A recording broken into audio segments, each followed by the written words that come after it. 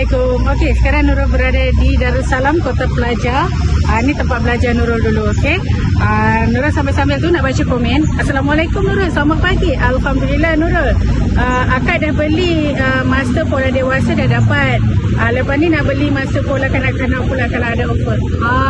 Okey, sekarang ni set master pola kanak-kanak Nurul dah siapkan dah.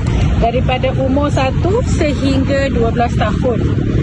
Okey, untuk set master pola kanak-kanak dia ada yang spesial tau, sebab kita buat tangan ada 2. Master pola kanak-kanak ni dia sama juga macam dewasa, ada pola depan, ada pola belakang, tapi yang spesial dia untuk tangan kita ada buat 2.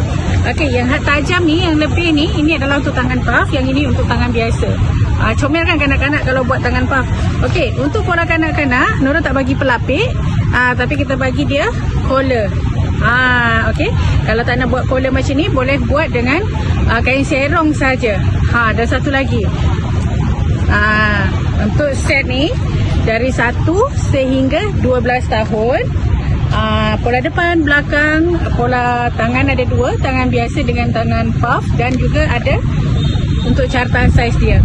Ni. Okey, semua cukup lah.